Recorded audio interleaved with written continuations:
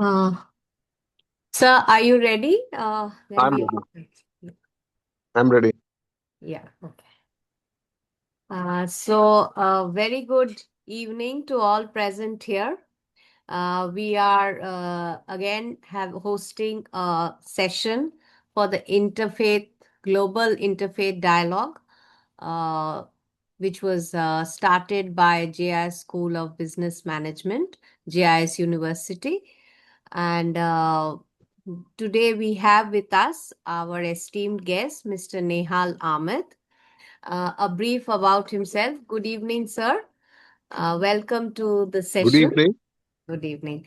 Mr. Nehal Ahmed held the position of Assistant General Manager in Air India.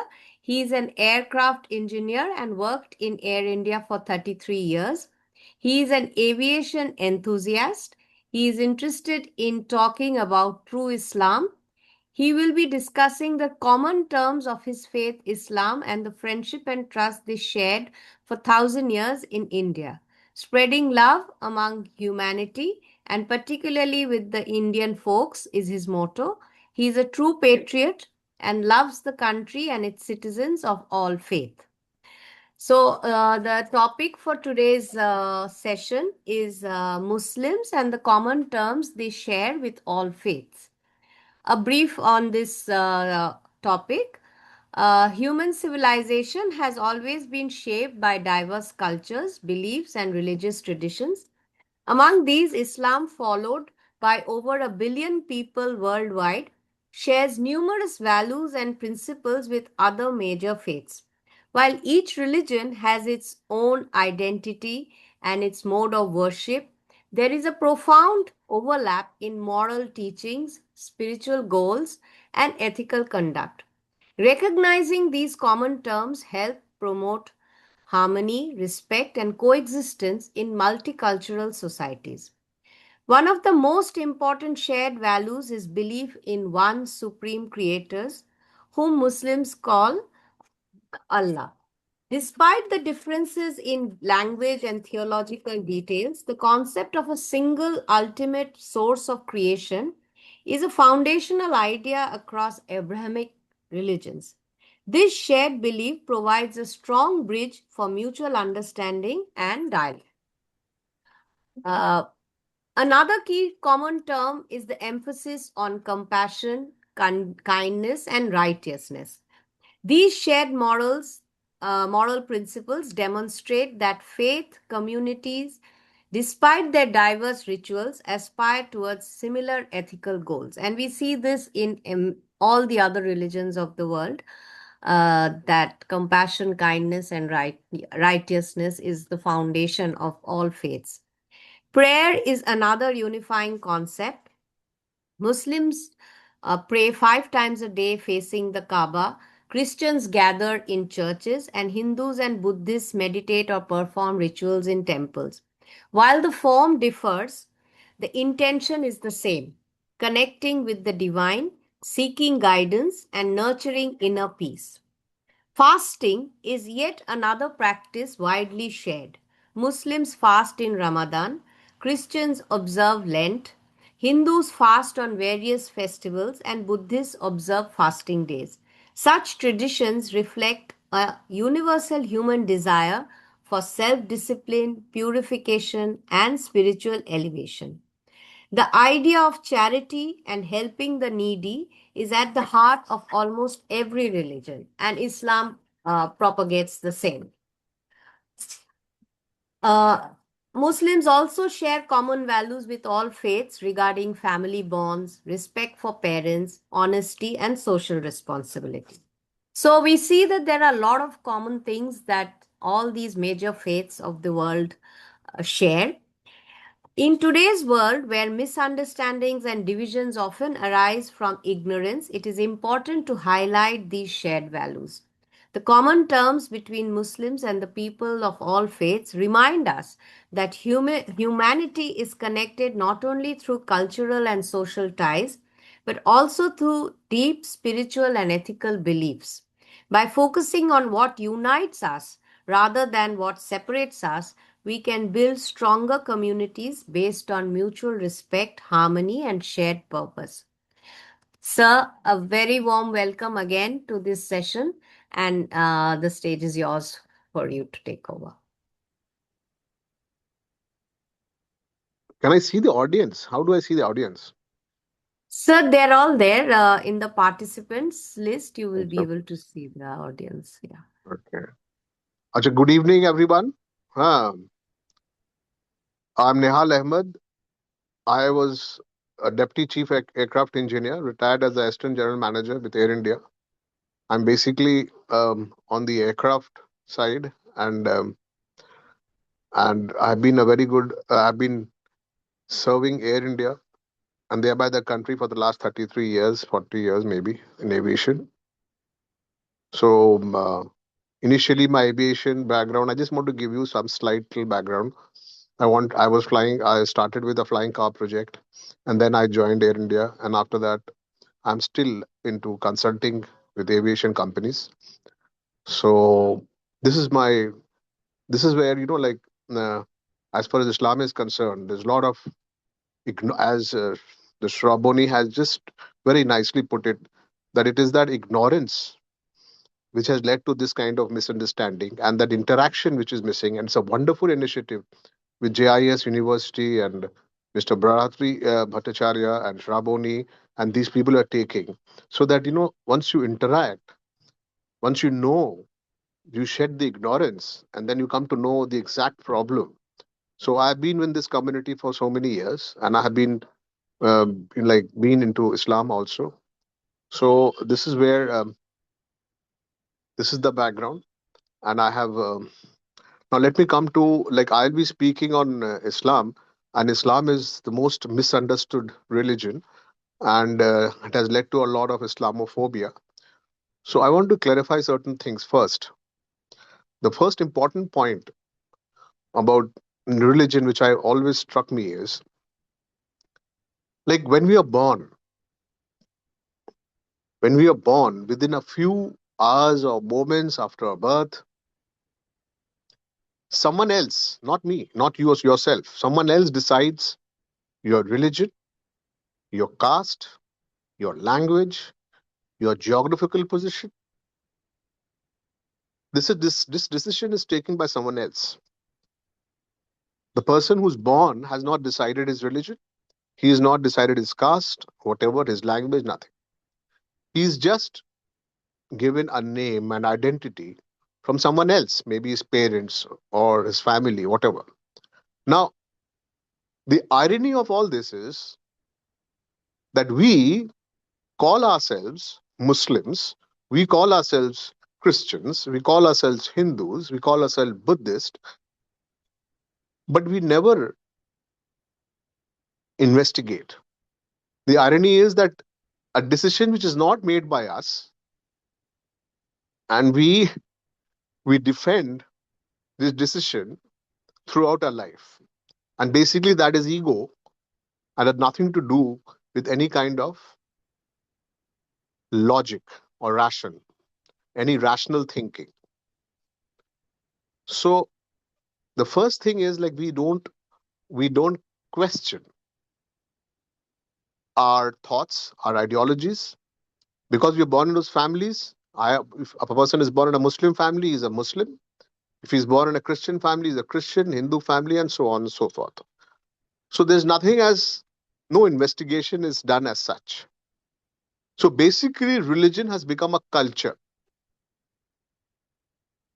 A culture is normally misunderstood as religion or the truth or universal truth.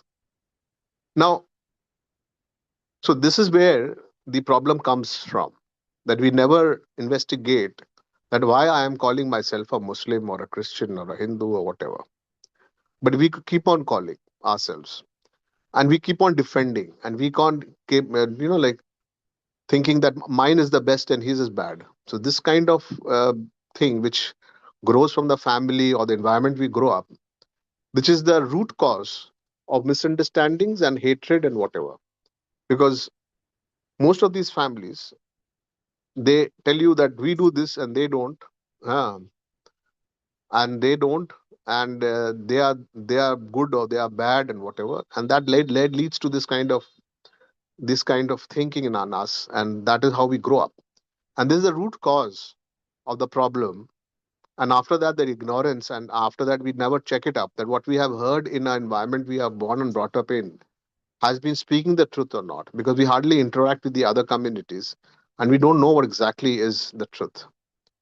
So now let me come to Islam as such, because so the Islam is not a religion which was began with Muhammad sallallahu alaihi wasallam in 600 and say about 610 AD. Islam is a religion which says that this was the last testament, like you have in Christianity, first New Testament, Old Testament, New Testament. So this is the last testament. Islam is said as that this is the revelation, the last revelation, and the Prophet Muhammad sallallahu alaihi wasallam was the last one. So that was it is a culmination of efforts done, and they say in some books that there were about 1,24,000 prophets. So and in the Quran it says that there were prophets sent to all nations and tribes, and they all preached Islam. Islam means peace. Islam means surrender. So it is not that the Islam started with our Prophet Muhammad sallallahu alaihi wasallam. It was started from the very advent of mankind. So there was nothing as started with Muhammad is ended culminated with Muhammad sallallahu alaihi wasallam. So this is what we don't understand. So we are people are labeled as Mohammedans. We are not Mohammedans. We are Muslims. We are one who has surrendered to Allah. That's all. Anyone who surrenders. Now, if you go, I would say that I have read the Ved and Upanishads. The kind of common terms I have from Ved and the Quran, I would say, is much more than the common terms with the other Abrahamic faith. Because the Ved is talking of a Nirakar, Neti, Neti, Neti. It is not like this. The entity which we call the creator is described in the Ved as you cannot comprehend. Once you cannot imagine, who is beyond comprehension is the same concept which we have in Islam. So from Ved, if you take, so there was no, there is the same kind of concept that there is no comprehension to the entity who is the creator and controller of the universe. Now, before we come into this faith, because before we come into decide, because we normally tend to confuse culture with religion, with truth. There's nothing as actually religion has to be truth. It has to have evidence. So I don't believe in a blind faith. Just because I was born in a Muslim family and I start believing in Allah and saying that no, this is mine is the right thing and the other one is wrong. So even Ved has a lot of common terms with Islam, and Bhavishya Purana also talks about the Prophet sallallahu alaihi wasallam. Even his like mother's name, his a lot of things which he has in Bhavishya Puran. You will see if you read that. Even Rig Veda talks about this advent of a messenger who will come on horse on a camel, and all that is there, and his mother's name, this that is everything is there in Ved also. So what I was trying to stress on is like Islam started from the advent of mankind. So it got distorted later on, but that is a different story. Distortion came because writing was not invented. These books were all oral traditions, and so there was no record of the actual literature. It was only by rote.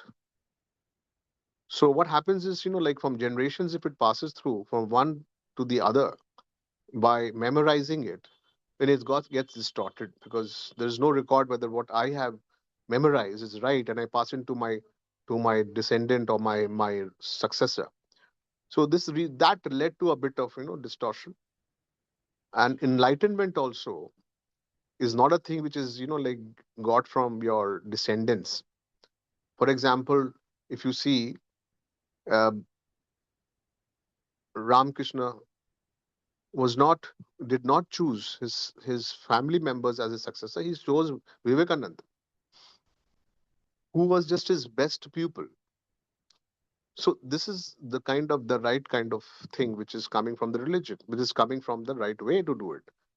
But the memorizing culture, even if the Quran is there, with the Quran there now, which is written down from the time it was revealed, the lot of people are doing things which is totally against the principles of Islam and the Quran.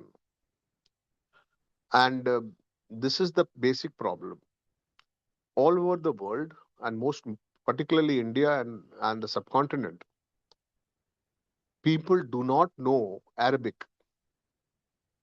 99.9% of the people do not know what Arabic and what is written in the Quran. They only memorize it by rote, and they don't understand a single verse.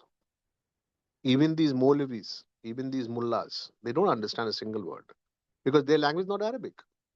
They either know Urdu or English or some other language, Hindi, but they don't understand Arabic at all. So it has become ritualistic and you don't understand what is being said there. For example, uh, like I am an aircraft engineer, and when an aircraft comes with a manual, the manual, excuse me, the manual is supposed to be read and practiced on the aircraft and whatever maintenance and whatever good things, whatever I have to do on the aircraft. Now, if you find me, if I go and read the manual on a particular engine as a problem, then I might go and read the engine part and go and read it in front of the engine. That does not rectify the engine. I don't know what engine is all about. And same thing, it's so hilarious that the Indian subcontinent, the people, the so called Muslims of the Indian subcontinent, have memorized the Quran without understanding hardly any verse. So, this is the basic problem. And that led to followers who are culturally Muslims, so called Muslims, because they are men of Muslim origin.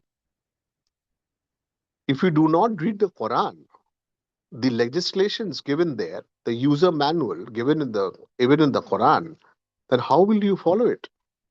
You don't know. Even those people who are the tekedars of the religion, I mean the Molvis, they don't understand hardly. And so this is the basic problem. It is now high time that the educated people in Muslim community come out and explain to them that what real religion is all about. The basic problem is that the followers, they are born in Muslim families, and the ego is there that I am a Muslim, so mine is right, his is wrong. So what an irrational thought, and that led to all this problem. Hmm. So the followers are totally ignorant of the religion. They are there, they are calling themselves Muslims because they are born in Muslim families. If you see the basic in India, I'm talking about India, the basic Islamophobia has started from looking at the followers. I, being a Muslim, will not be able to go along with the so-called followers because most of these followers are following the the majority of these Molvis who are ignorant. So even if you see the teaching centers, I have now done a research on the teaching centers where they teach Islam in these madrasas and the universities and the colleges and whatever. Hmm. So the teaching centers are also like are also teaching them the religion by rote. They don't understand anything of what is there in the Quran.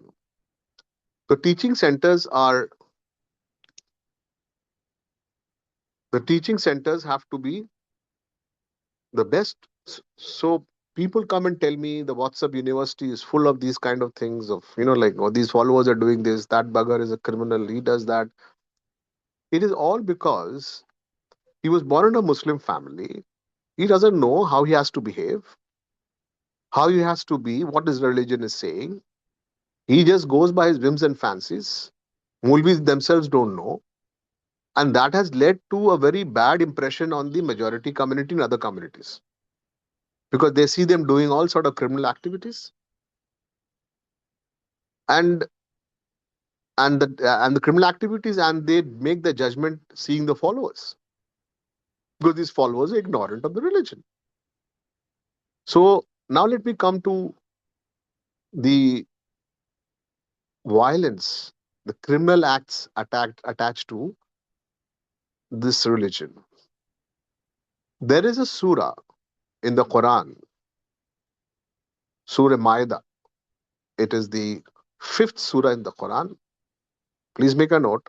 And it is the fifth verse in this, 32nd verse, not fifth surah, I mean chapter, and the 32nd verse in this Surah Maida. Please make a note and check it out for yourself. That this surah clearly says, killing killing one person, innocent person, the sin of killing one innocent person is translated something like this: the sin of killing one innocent person is like, it's is a sin of killing the whole of humanity. Do you understand? How can these people justify violence and killing and hijacking and terrorism, where innocent people are being killed, as a part of Islam? Suicide is haram, prohibited in Islam. How can we have suicide squads? So all this is an aberration, because people have the normal, the general not has not been taught the true religion, and they have gone astray because there's no one to guide them. The people who know these facts are educated people, and they stay in the background. They don't get any limelight. Their thoughts are not shared, because even in the media, because the TRP doesn't go up with this kind of statements. So this is the problem. The followers are totally astray from the true religion, and this gives a very wrong impression to the other people. Now this is the problem. Now let us I tell them about the solution. Say, people talk about the problem. Yeah, these the Muslim guys are doing this, that, terrorism, violence, this, that. So fine, I admit it. I don't like go into the arguments. If you see the life of the Prophet Sallallahu Alaihi Wasallam, I'll tell you about this. The problem where it comes from.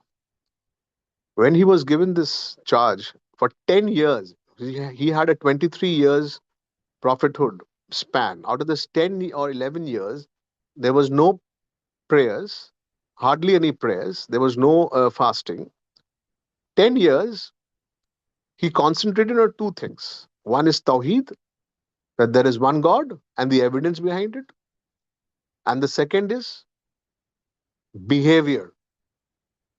How should a Muslim behave? How should his character development? For 10 years of his 23 years of his prophethood, he spent on this 10 to 11 years.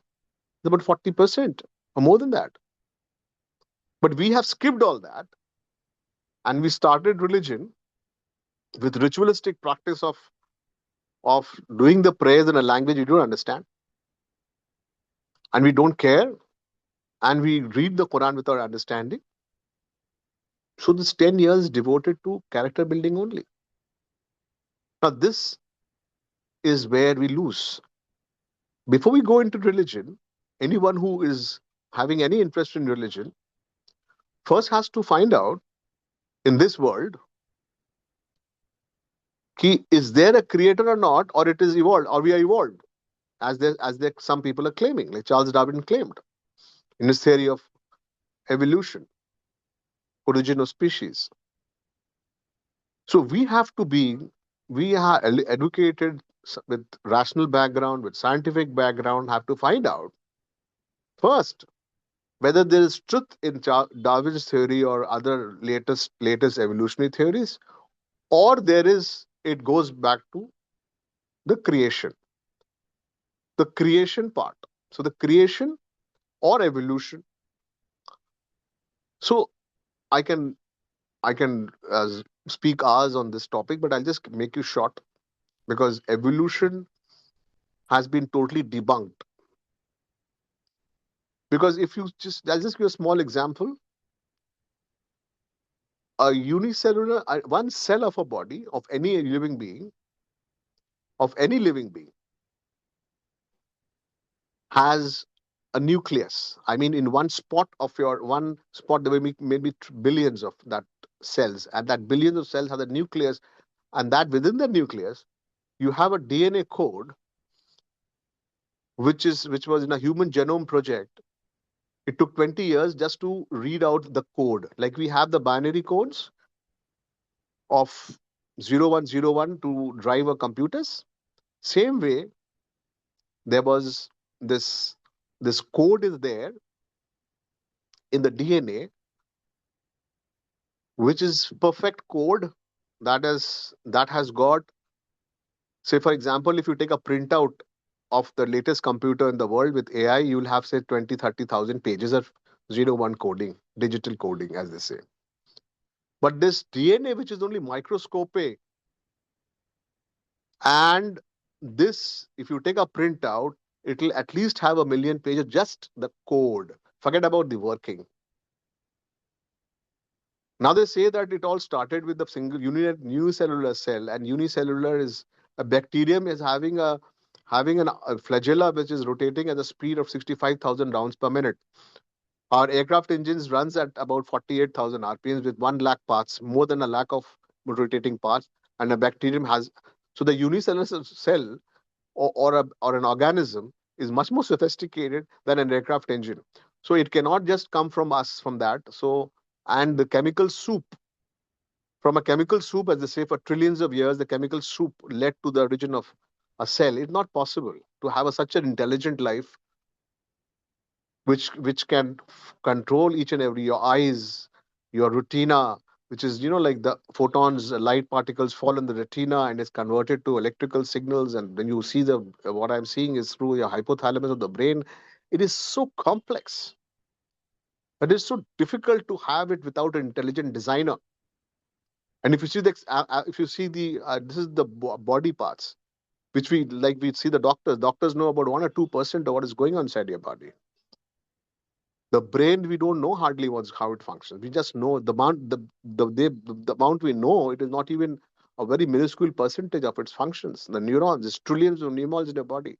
So this small thought, and then this, when we see the from the astronomy part, when we see the universe and we see it's expanding, when you see its perfection, if any star goes away from its place from 1 degree, the whole universe is so violent, it comes to an end. Would not be any life. And there is this string theory, or this fine tuning theory, that there are 100 fundamental constants. If one of these constants is changed, or like changed or just moved a bit, 10 to the power of minus 3, that means 0.001 change in its discrete value, then there will not be any life in this world. So everything is so fine tuned. It cannot happen by random chance. So then we come to, if it is, I can speak on volumes on this, but then I'll just make it short. So if it is created, then it is a duty to find out why it's a duty. It is a duty to find out whether this creator has revealed himself somewhere. Whether this creator has revealed himself somewhere. So science and your brain does not tell you this creation, it's creator. It can do so many things, but it cannot tell you what the creator is. Neither science, who the creator is and why did he create. Now, you said, why should I go into all this?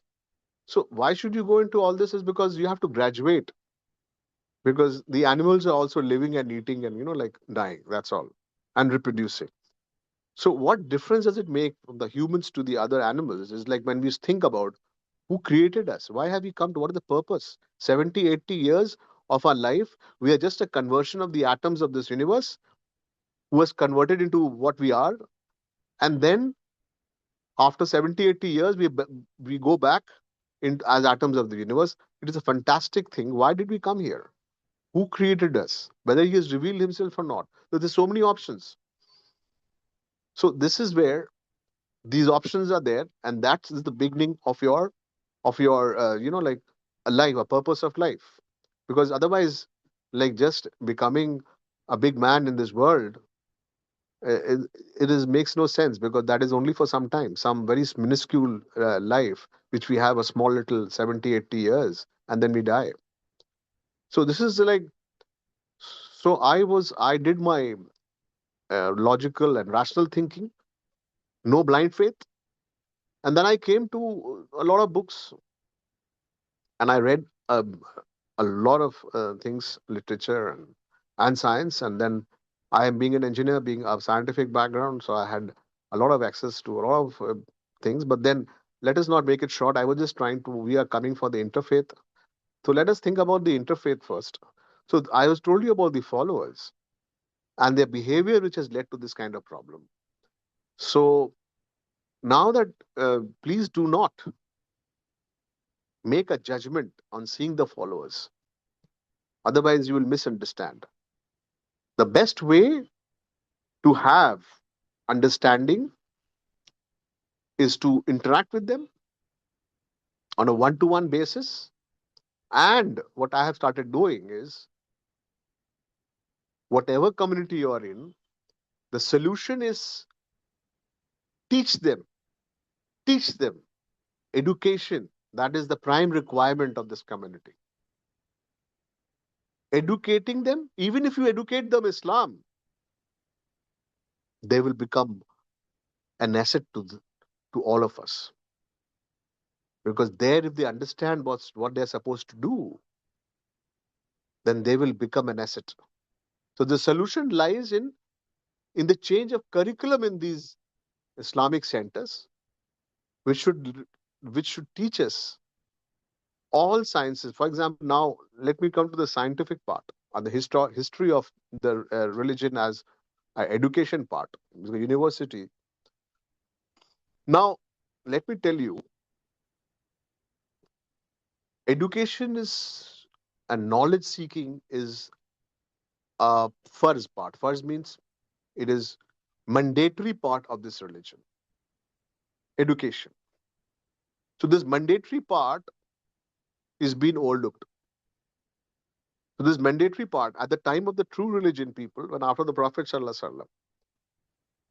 So you see, these people who were the Arabs, basically, they were told by the Prophet Sallallahu Alaihi Wasallam that even if you have to learn knowledge, you have to go up to, even have to go to China, you should go and learn, read, educate yourself.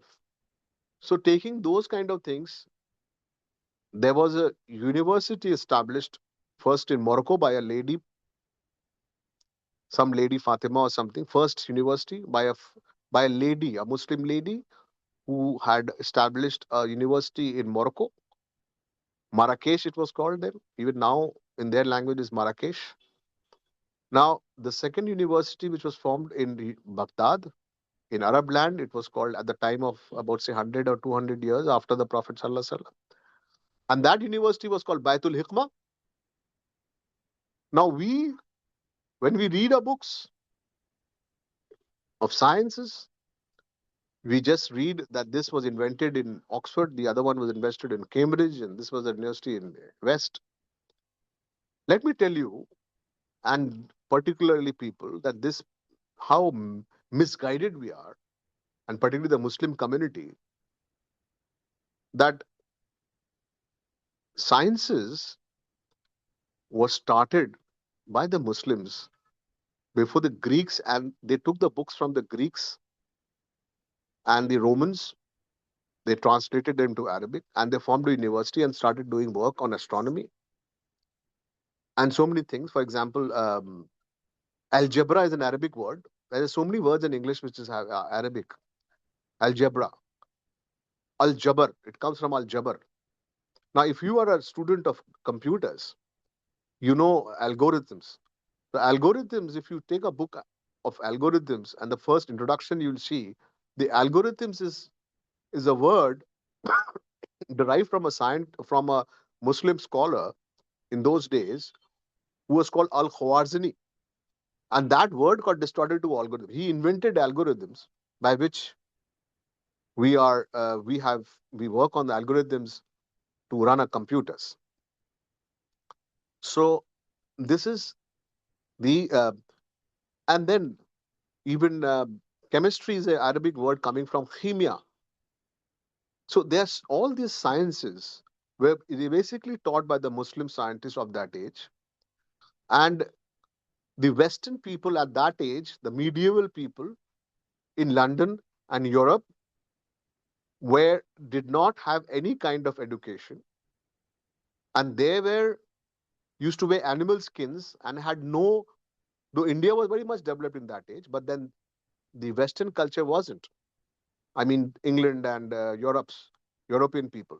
So they did not have any basic hygiene. They didn't know how to bath. They didn't had no any kind of hygienic ways, and even to brush the teeth. These people had no idea of science. They were like uh, just like barbaric people who used to know nothing about sciences.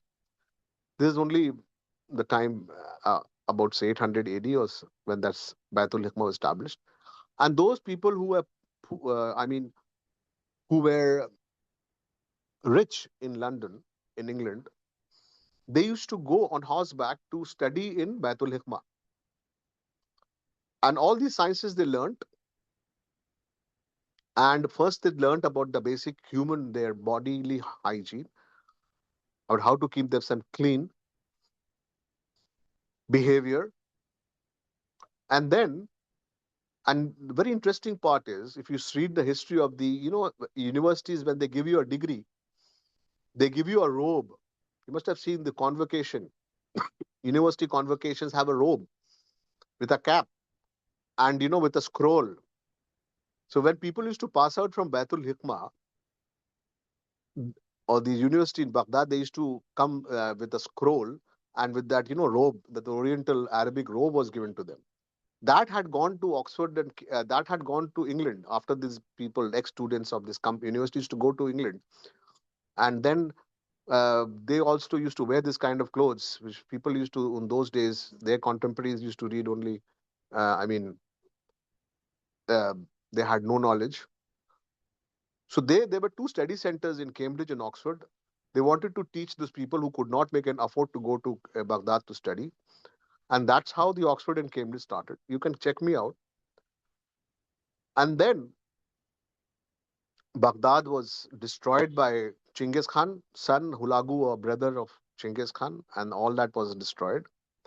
All the universities were burnt, and the manuscripts were all, thrown down the river. They show that the river was flowing with the black ink. So much of manuscript were built, and then that was the end of that kind of civilization and the kind of education.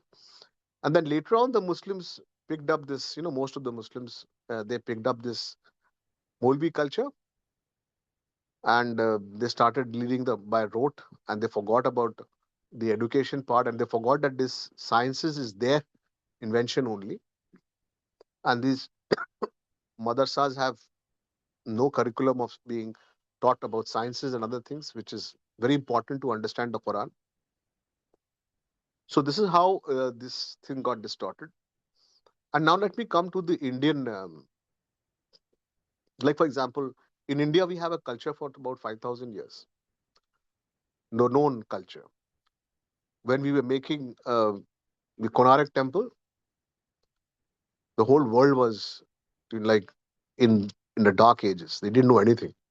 To make the Konark or Tanjore temple, you must be having a wonderful use of science and then Even 400 years when we were making Taj Mahal, then people were still moving around with animal scale around in the world. So you understand, see where India was. And India was like the country which was sought after by these Westerners. So many people lost their life to come to India. Somehow Vasco da Gama managed. Christopher Columbus also wanted to come to India because they knew that India was a land of plenty, and they were they had all the kind of resources, natural and whatever industries. Those days industries were there here. They used to make a lot of things here. So they wanted to come to India somehow, and then these people took our things from here and we stopped our industry when the British came to India. Now there's a lot of on this like after the children are taught about different when they are brought up as a Muslim or a Hindu or a Christian, then they're taught about history books, then they're taught in history, then they're taught history in the textbooks. And this history says that that Mughal king and Aurangzeb and then that what Babur and whatever fighting against the other Hindu king. But this was not a fight between Hindu and Muslims. This is a fight between two kingdoms. And interestingly, the commander in chief of the Muslim army used to be a Hindu of the Akbar army or the Babur army. And Shivaji's, I just give you an example. Shivaji's army is the commander to the army was a Muslim, while Akbar's army was a Hindu army chief. So there was nothing to do with the religion. The Mughals or the Muslim rules that were king, they were fighting for the kingdom. There was no fight. Can anyone show me from the time Muslims came to India, say about 800, 900 years, till till 1946 or 42, when the Britishers came to India, but before that, there was no communal strife, hardly. And we used to live so closely. 1,000 years, 700, 900 is a big time. In the villages, because the Muslims were real Muslims. In a village, if you go into archives and you read the village stories, the village, when someone wanted to give a witness for a particular incident, they used to call a Muslim because a Muslim never lies compared to the Muslims now. But I have to find out where is the truth in this whole narrative. And their character was so strong that if an old man has to go to Kashi, they used to leave his daughter with a Muslim home. So this is how we Indians stayed together. We may be having different thought process, different beliefs, but we were so compatible. Indians are the most tolerant people in the world. We never did any kind of conquer. We never went out to conquer any other lands. We always assimilated any other thought process we had. Now people say Islam spread. We never. The Indians are the most tolerant people. Now you come to like the narrative of Islam being spread by sword. Now I'll just give you one small example for you to understand. In India, the highest number of Muslims are in Kerala. It was 40% Muslims. Till now, or from the ages, no army has ever gone to Kerala, and 40% Muslims converted. Then you have Kashmir, where there was the Hindu king. Then you have Bengal. 70% of the Bengali speaking people had become converted. The whole country of Bangladesh has got Muslims. The Assam belt, the lower Assam belt is all Muslims. And West Bengal has about 20 to 25% Muslims. So this is the largest conversion took place in Bengal, and there was hardly any Muslim control over this Bengal area. And most of they were by the king of Dhaka, the Kuch Bihar, and Bardhaman. They were all Hindu kings. So there was the largest number of conversion took place in places where there was no Hindu Muslim kingdom. While the Hindi heartland, where the Muslims ruled for about 1,000 years, it is still about say 20 to 15% of Muslims in India. So, the sword was not there. And then I'll give you an international example that Indonesia and Malaysia were 100% Muslims. Not a single army had ever gone. So, what spread Islam is through the behavior, the culture, the habits, not the sword as narrated by people. So, it's high time. The solution to all this is we are having about 15 crores of Muslims or 20 crores of Muslims in India. Now, problem is there with these followers. Now, what is the solution to that? We keep on hating them. We keep on talking against them. It is not a solution. Solution is education. You can't kill all these people and all throw them into the Bay of Bengal or Arabian Sea. You have to see them, use them. China has the highest population in the world at one time. Now India has surpassed them. They had used human resource to become a superpower. Now they're beating America. About 3-4 decades back, China used to win one Olympic medal and India used to get one bronze medal. And now China is surpassing them in all spheres with a higher population because they use the human resource for the manufacturing, for skill development, and they became a superpower. And India should also follow this kind of. I'm not saying you follow China, their ideology, but I'm just saying that you should see that they had used human resource as a biggest tool to become a superpower. So these Muslim community guys, if you're given the same good education, taught the true religion, that what a Muslim should be. Quran says that you have to follow the rules of the land. And they think that they had got no obligation to the rules of the land. The ruler of the land has to be also followed as per Quran. And they don't. So why? Most of them, I'm not saying all, there's some of them. They don't understand. So these people have to be taught and skilled, and there should be taught some skill development so that can be gainfully utilized for the country's economy. And we are true patriots. We want our country. We love Indians. We are Indians basically. We're born and brought. We are here. We are part of the soil. We can give our life for this country. Jihad is not fighting. Jihad is your control of your character. Now, there are so many things to talk about. I'll just give you an example of the character of a Muslim or the Prophet Sallallahu Alaihi Wasallam. When he narrated one thing, you have to follow whatever the Quran says and what the Prophet said. The Prophet said, if you're sitting in a company, if you're sitting in a company of any guy, any people, or any faith, or any kind of people, and people know you as a Muslim, and if they fear in their heart only that this man who's a Muslim can hurt me in any manner through his tongue or through his hand in peace times, you cease to be a Muslim. Muslim is not by birth; it is by character. It is a flowing thing. I am a Muslim now. If I do a mistake, if I do something wrong, I cease to be a Muslim. It is not something because you're born and and you're doing your namaz and you're doing your fasting, you become a Muslim. No, it's a character. And this has not been told to these people. And they don't know what to do about it.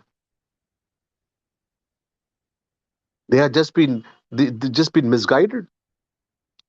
So the best way to have an interfaith is like spread love.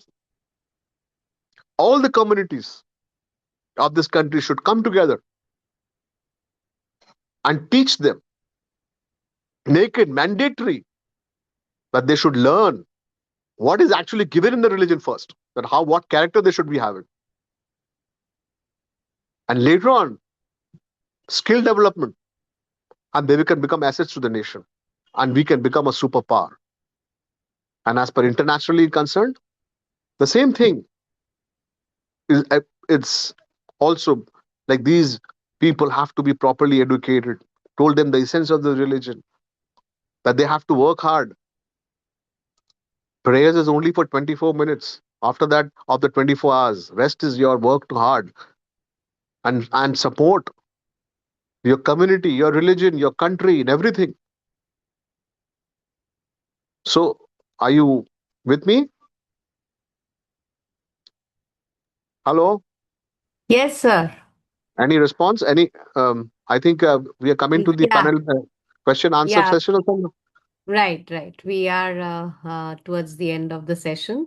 Hmm. Sir, it was a very enlightening So speech. nice of you. Yes, and we learned a lot of new things. So, do we have any questions? You can put it in the chat if anyone has a question, or raise your hands. Yes, I would like to ask a question. Please go Yes, ahead. sir. Please go ahead. Um, Sir, you're Nehal not sir, you have. visible. Can you put I on your am video, Professor sir? Matthew, Sir, your and video, if you I can. am extremely happy to listen to your lecture. And it was so fascinating to hear about the great contribution Islamic culture and the scientists and the mathematicians contributed. And as you have well said, Fatima is the person, is the woman who has established the First university universe in in Fez Morocco. in 1899. And I had 800, the opportunity to 890, be. 899, Ah, not 1800. okay. Not Sorry, 1800, 800. 899. 899. That's what I said, not 18. Uh-huh. 899. Yes, sir. And I had the opportunity to be there. And I found that the Arabic numerals, one of the students who studied there, it was also written there that Gerbert Aurillac, who was a Christian, and he later became the Pope Sylvester II, and he propagated these numerals all over Europe. So that Yes, is one interesting thing. And then another one which you said that, the House of Wisdom in Baghdad, yes, sir. Al Khwarizmi from the city of Kharizm. So he has translated the Indian Bijaganita and Leelavadi Hmm. into algebra. So, That is and why we then call from it there we Indo-Arabic get. numerals. That is when you read in Uh, school, you start off with no, no, Indo-Arabic numerals. sir, I am not speaking about the Arabic numerals. I am just speaking about that, in the algebra was the translation by Al Khwarizmi, who translated Brahmagupta's books of Leelavadi and Bijaganida Ah, into Arabic, which is known as Aljabarka Mukabala, which was okay. later translated into Latin as, and then we got the algebra. So that way, Yes, it sir. has been a great contributions by the Islamic culture. And as you said, that gradually from the pinnacle of search for science and interpreting nature in terms of mathematics, um, we see that the decline. That is not that we don't find maybe from the 11th or 12th centuries. We don't see many great intellectuals from the Islamic culture. So, as you said that, the Maulavi culture or something. So, I would love, or we would all like that, coming back that the culture into such pinnacle of contributing to the great scientific and that way. So, will you be able to explain a little more about that the contrast from the pinnacle, how it is going down, and then how we can regain to that great culture of science technology. That is, I had put it earlier also. I'll reiterate. The thing is, the best part is, though I tell you now that reading the Quran by rote without understanding, that's the basic problem. Second is you don't understand what you're supposed to do. So the Quran has been sent for people of understanding, and people of understanding have outsourced religion to these Molvis, and they think they know a lot, and they don't attempt to read the Quran. The educated people, most of them. So people are not aware to regain a culture, regain this renaissance of science into the Muslim community, or and so that they can be used for all over the world. It is to make them mandatory, make them understand, make them teach them normal sciences first. They have to be taught. These centers of Islamic learning has got no sciences in the curriculum. They're not taught science. They are not taught the meaning of Quran. They're not taught anything. They're just taught things by rote. So this has been carried on for so many centuries, and they are following the 17th century curriculum for the Arabic people in India now. As far as Islam is concerned, make them mandatory. Make them mandatory. They should learn. You should learn secular. That is not secular. I think all is, like when the Prophet says that you have to increase your knowledge. So it becomes a part of your religion to understand and read sciences. And that is why they did the Fatima and this Baitul House of Wisdom. And now these Molvis, they are not totally ignorant, most of them. And they are spreading what they learnt in their own life.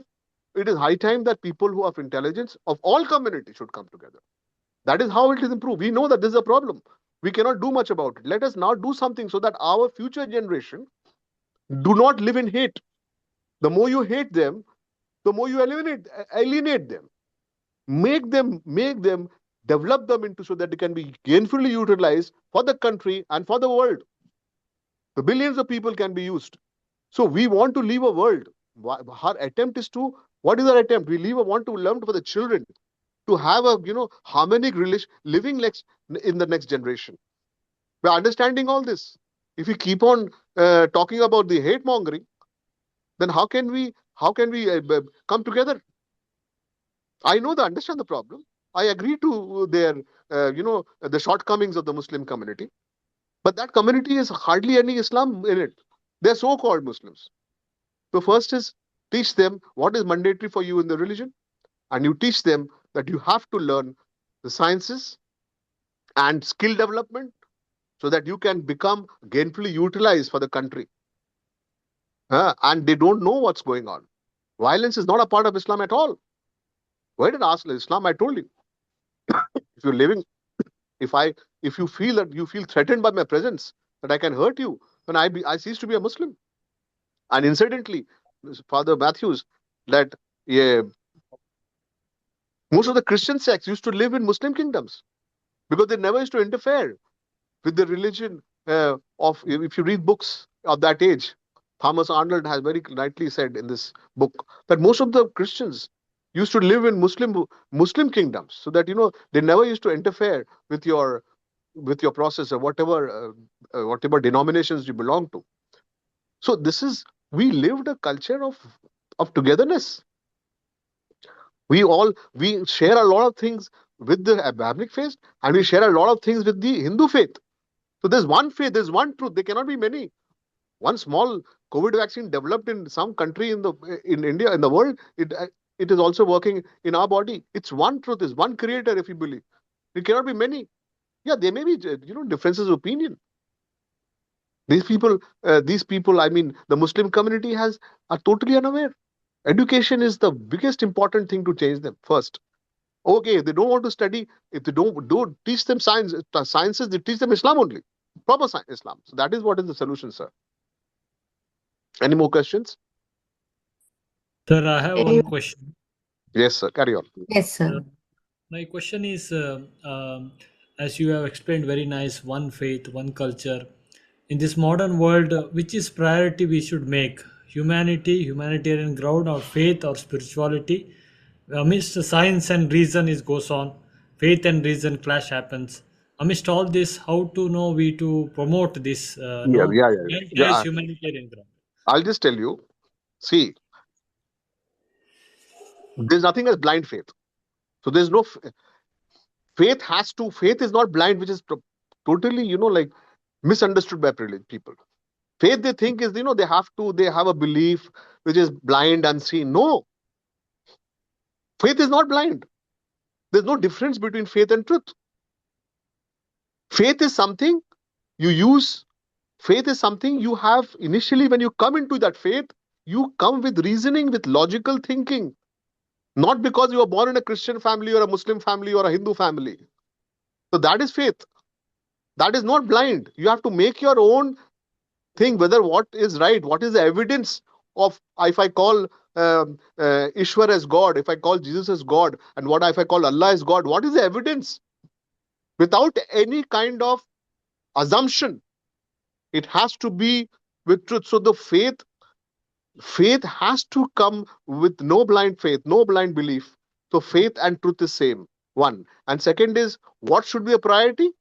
If you have faith, then you have that you have that, that strength, the resolve to be good, because you have someone that I have to go to see other life. I'll be answer accountable to someone after my this life. So you will, if you have faith, then you can really serve this world like as a good citizen. And there this humanity comes in. If you are not a human being, how can you be a good Muslim, Christian, Hindu? If you know the truth, the first thing you'll do is good. I told you, 10 years of Prophet Sallallahu Alaihi Wasallam only taught about how to become a good human being. So there's nothing as, they're all part and parcel. It is not like, humanity comes first and faith comes later on. No, it's all a part of the whole game.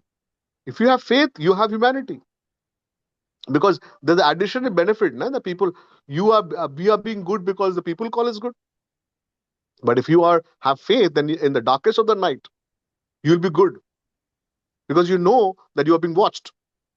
But then this faith should not come blindly.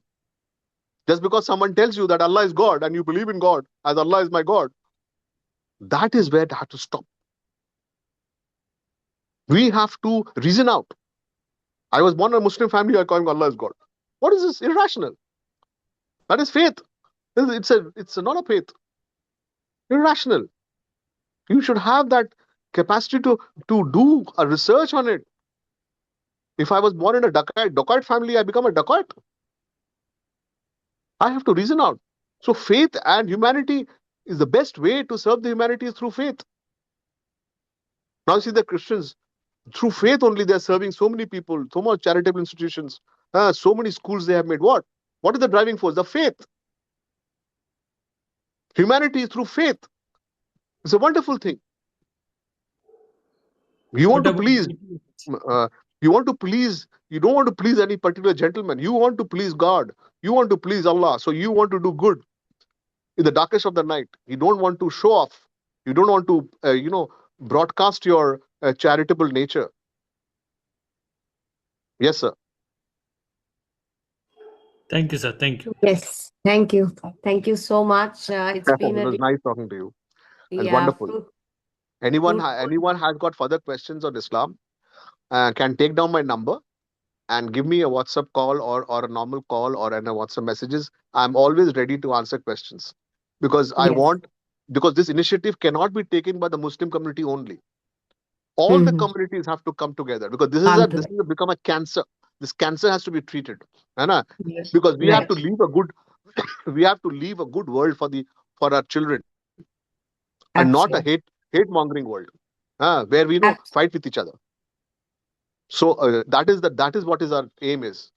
So all the community as a wonderful initiative, JIS Institute, and I'm really happy and thankful to you people who are doing such a wonderful thing. Who is bothered nowadays? The people only bothered about the money, their life and their life and their things. People are not bothered. What will happen to your children living in a violent, full world? What will happen to your children? How will they thrive? How will they live?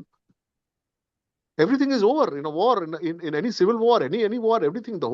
Everyone is disturbed. So the children, if you love them, your generations, if you love them, I think everyone should come together. And you people have thought about it. I would give my salute to you guys. Hmm. Thank you so much, sir. So we had a great, fruitful discussion, and I think the takeaways sir has summed up many times. I'll just, give a brief recapitulation of the fact that today's discussion was that Islam means peace. It means surrender to Allah, and so there is no scope for violence. There's no scope for sinning, and like sir referred to the fifth surah, the 32nd verse. I think that's very noteworthy, Yeah. that the sin Mm. of killing one innocent person is the sin of killing the whole of humanity. So, thinking on that, I think we have a lot to introspect, and the fact that he stressed on education as the key to removing all these, the loopholes that we have, the Shortcomings of the shortcomings that are foundation. there, and For that the can be done away with Mhm. education, with a rational thinking, with skill development. So these are the things that need to be focused on, so that there is no misunderstanding, and the lack of ignorance has to be dealt away with. So the that leads to the importance for interaction, for dialogues such as this.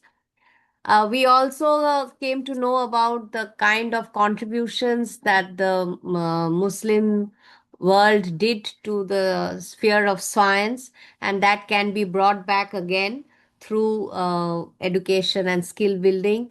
And of course, the other part is the character building, which has been stressed upon.